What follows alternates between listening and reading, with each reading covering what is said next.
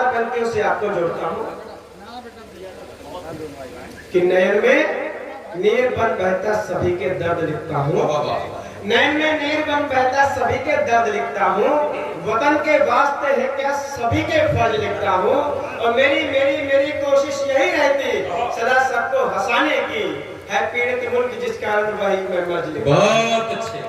और यहाँ पर आया क्योंकि बुलाया आपने हमको, यहाँ पर हम चले आए, बुलाया आपने हमको, यहाँ पर हम चले आए, कुसुम मुरझे हुए हैं जो खिलाने को चले आए, और झंझावात जीवन के सभी को दर्द देते हैं, गम खुद का भुला करके हंसाने को चले आए।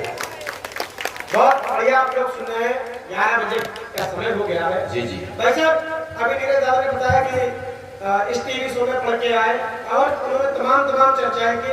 हम आपको सही बताएं तो पहली बार जुगाड़ से टीवी चैनल पे पढ़ने का मौका मिला। हमें बम्बई बुलाया गया, तो पहली बार हवाई जहाज में बैठे। आज तो सच्ची घटना होता है, पहली बार हवाई जहाज में बैठे, तो हवाई जहाज पूरा। तो भाई साहब हवाई जहाज पूरा, तो हमको डर लगा, तो एक मोहतरमा वहां से निकल के आई, बोले भाई साहब आप डरिए नहीं, यहाँ पर आपको एकदम घर जैसा माहौल मिलेगा। हमने कहा बाकी सब बात ठीक, यहाँ झाड़ू पोछा हम नहीं करेंगे। पुलिस के लोग बैठे हैं, उनको प्रणाम करता हूँ। पुलिस बहुत भली होती है, लोगों की मंशा गलत होती है। मैं आपको उदाहरण देता हूँ पुलिस कैसे अच्छी होती है। एक गरीब आदमी को कुछ रुपयों की आवश्यकता थी, तो उसने एक चिट्ठी पर लिखा कि हे प्रभु मुझको 40,000 रुपए चाहिए। तो उसने अपना पता लिखा, अगर उसके गुब्बारे में बांध कर वो छोड़ दिया, और वो गुब्बारा उड़ता उड़ता थाने में गिरा था। थाने में गिरा तो दरोगा जी को दया आ गई। दरोगा जी ने कहा कि इस तक इसके लिए पैसा नहीं पहुंचे तो ईश्वर के प्रति इसकी आस्था खत्म हो जाएगी। तो दरोगा जी ईमानदार थे, बाप उसके से 20,000 रुपए इकट्ठा हुए। जी तो वो 20,000 रुपए लेकर उस पते पर पहुंचे। देखिए पुलिस गलत नहीं होती, लोगों का नजरिया भाई साहब क्या है। दरोगा जी उसके घर पहुंचे, उससे कहा कि लो तुमने ईश्वर से 40,000 रुपए मांगे थे, ये पकड़ो अपने 20,000। तो उसने कहा कि हे भगवान, अगर रुपए भेजने थे तो किसी ईमानदार आदमी से भिजवा। पुलिस ने बीच में 20,000 पार कर दिए। पुलिस गलत नहीं होती। 4 पंक्तियां पढ़ता हूँ, 4 पंक्तियों पे तालियों का महोत्सव कर देना कि लगे घर चोट हर किसी तो माँ की याद आती है, कि लगे घर चोट हर किसी तो माँ की याद आती है, बहन ससुराल में हो घर तो राखी याद आती है, और कहने को भले कहने यहाँ पर कोई भी कुछ भी सताए कोई घर हमको तो खाकी याद आती है। बहुत अच्छे।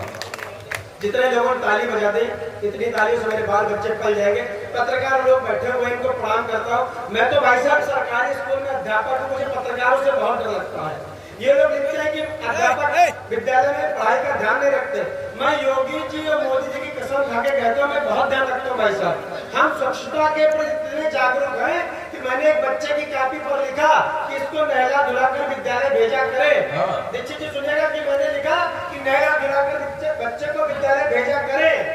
उधर से उसकी माँ ने जवाब लिखा, मास्टर साहब आप बच्चे को पढ़ाया करें, सूंघा ना करें। वाह जी, बहुत अच्छे। जगजीवन जी ने बहुत साजिश रची है हमारे विरुद्ध।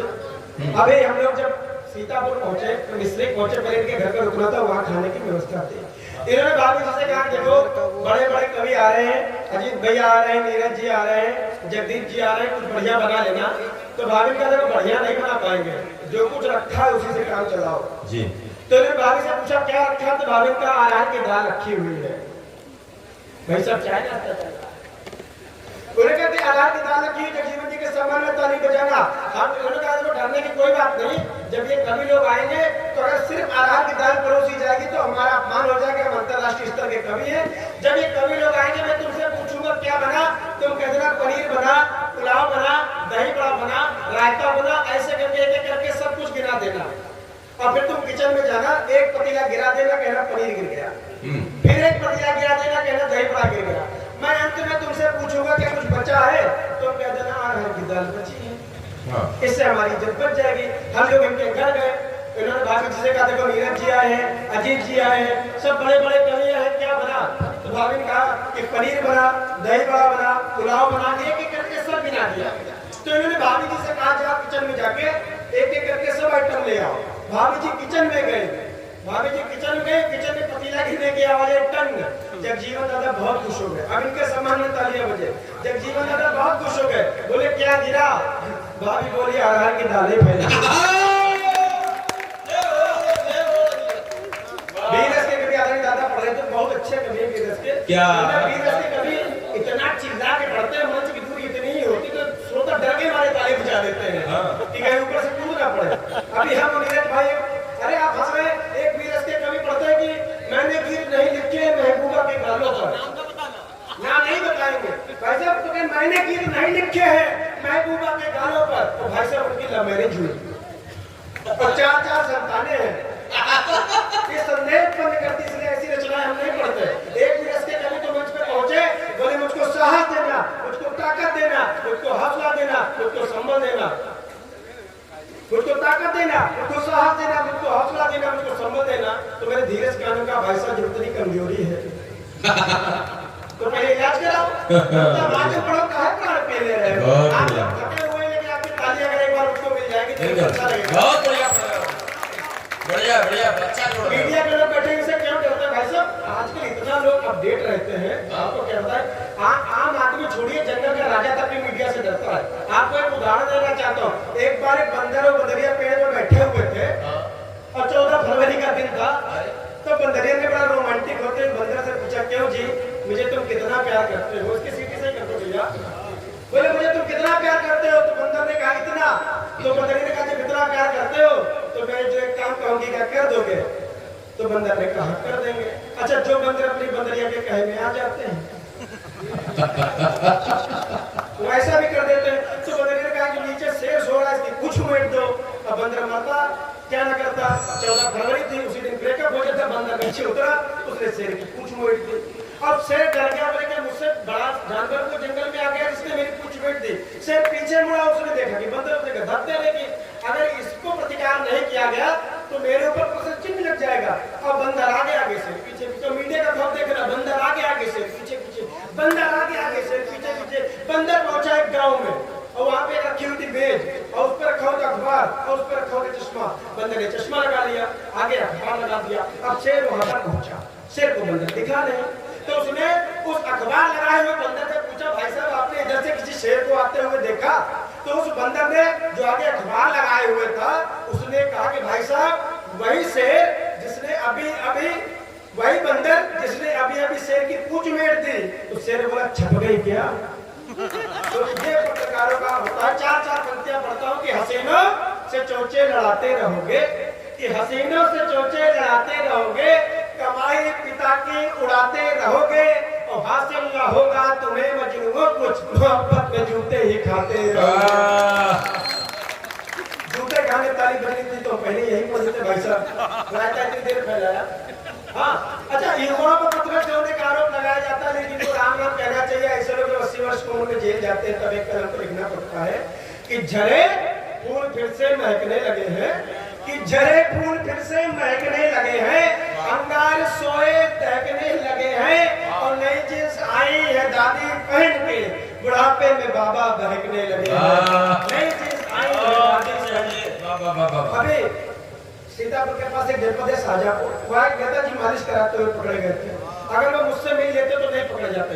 नीरज जी मुझसे मिलते रहते हैं, इनका कोई वीडियो वायरल नहीं होता। क्यों नहीं होता? 4 पंक्तियां पढ़ता हूँ, आप लोग भी आजमाइएगा कि चमके जो बूट इसलिए पालिश कराइए, कि चमके जो बूट इसलिए पालिश कराइए, व्यवस्थाएं भी अपने लिए खारिज कराइए और गुंजाइश जहाँ पर वीडियो बनने की जगह हो, न भूल कर ऐसी जगह मालिश कराइए, न भूल कर ऐसी जगह मालिश कराइए। कुछ क्षण आपके बीच में सौंपना चाहता हूँ। ससुर और दामाद के पसंद का आनंद लेना और झूम जाना। बहुत अच्छे कि बिटिया के बाप ने दामाद से कहा कि सुनो, बिटिया के बाप ने दामाद से कहा कि सुनो, पीते हो शराब बात हमसे छुपाई थी और धोखेबाज निकलोगे ऐसा एहसास न था, तुम पे भरोसा कर बिटिया भी आई थी। तो ससुर की बात पे जमाई राजा बोल उठे, सिंघनी है बेटी फिर गाय क्यों जताई थी। और बिटिया तुम्हारी खून पीती है ससुर जी, और बात आपने भी नहीं हमें बताया। बिटिया तुम्हारी खून पीती है ससुर जी।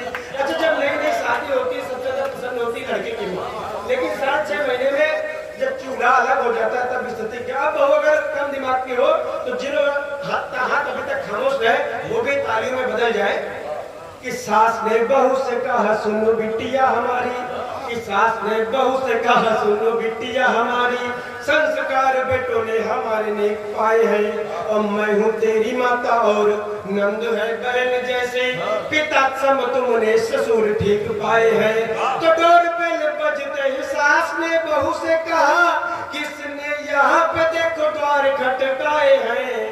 अब तैयार है ना, किसने यहाँ पे देखो द्वार खटकाए हैं, और दरवाजा खोलते ही सामने पति को देख, दरवाजा खोलते ही सामने पति को देख, उछल के बोली मम्मी भाई साहब आए हैं, उछल के बोली मम्मी भाई साहब आए हैं। बहुत बढ़िया भाई साहब कोरोना काल में जब सब कुछ बंद हुआ तो ब्यूटी पार्लर भी बंद हुआ, तो हम शादीशुदा लोगों को बहुत दिक्कत हुई। हम लोगों ने एक ही आइटम के साथ 2 महीने के घर में गुजारे बिना ब्यूटी पार्लर के।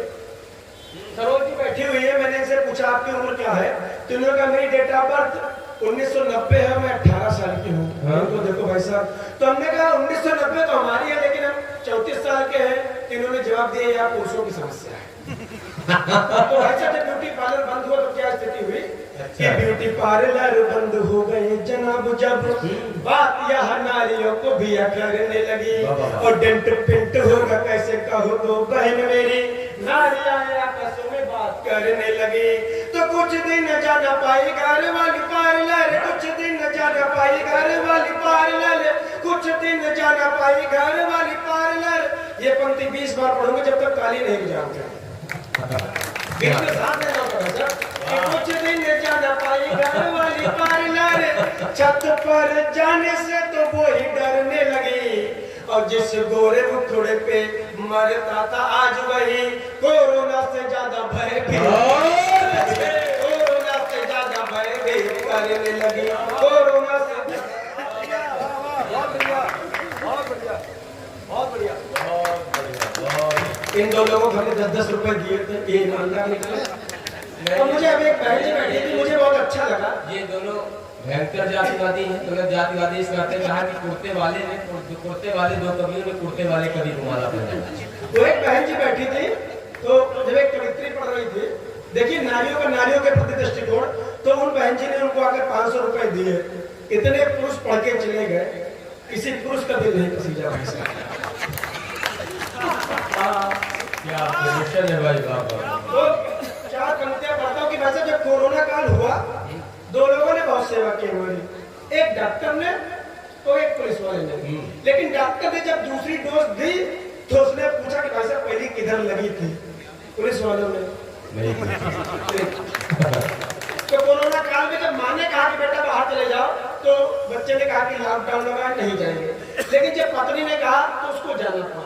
जब वो गया तो क्या हासिल हुआ कि पत्नी हमारी बोली सुनिए जी प्राणनाथ, हलवे का मन जाके सूजी लेके आइए, और मैंने कहा लाठी लेके पुलिस खड़ी हुई है, बोली वाह आप पति धर्म निभाइए।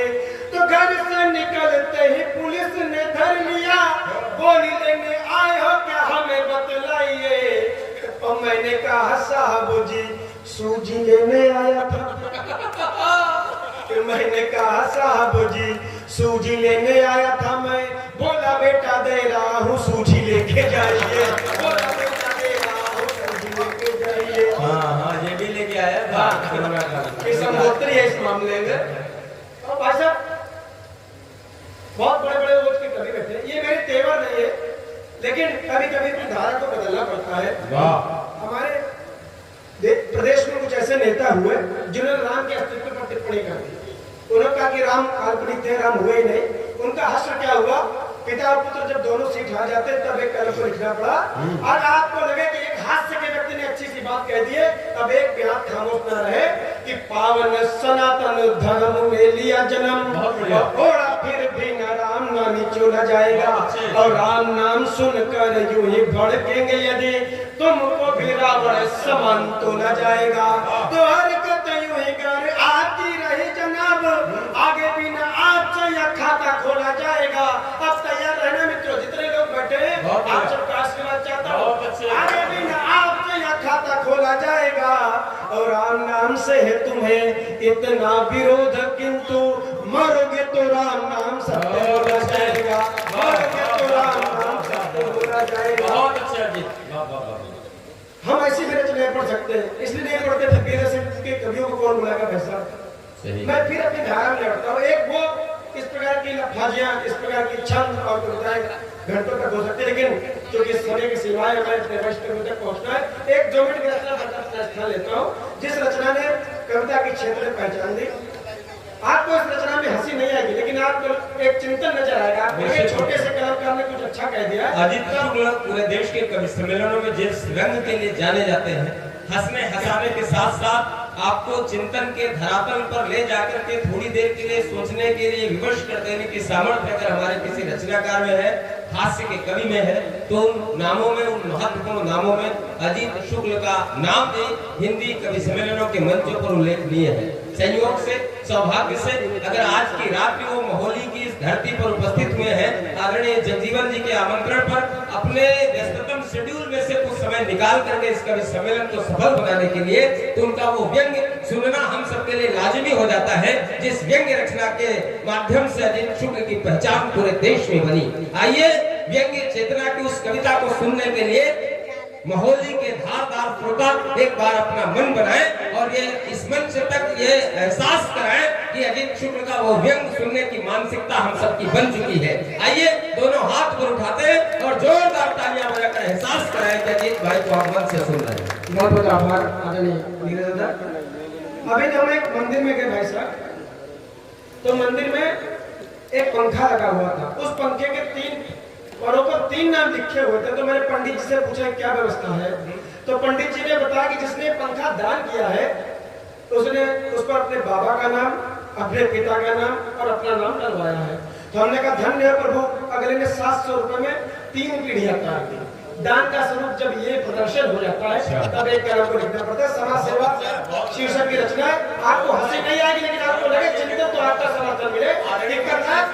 हमारे जगजीवन दादा भी सुने, जगदीप दादा भी सुने, सब लोग सुने। कल अचानक मुझको भी समाज सेवा का शौक चल रहा।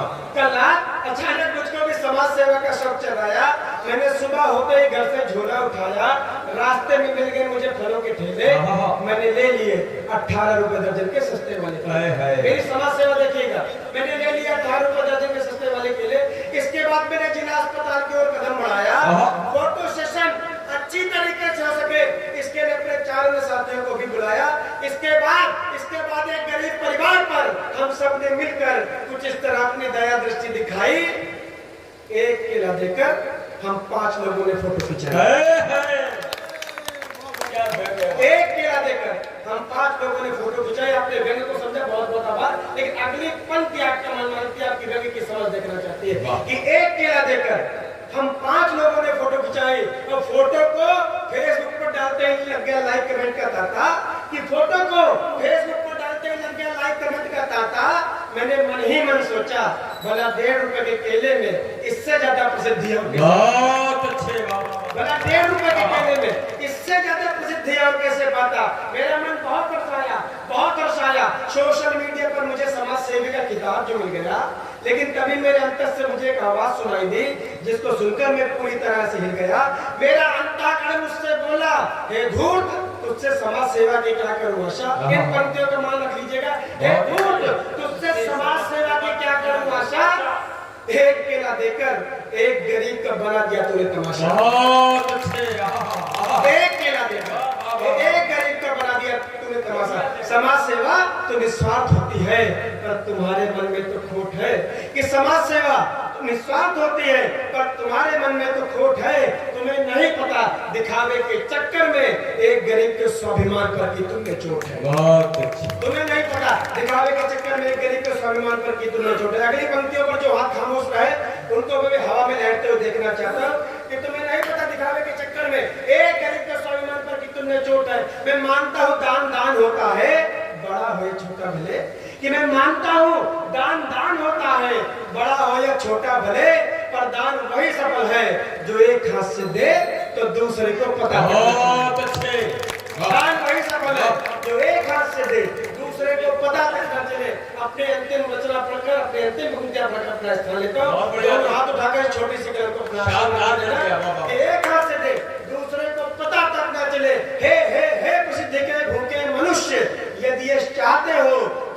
प्रतिभा से अपना कद बढ़ाओ, पर दान को सार्वजनिक कर किसी गरीब को कदापि मत ले जाओ।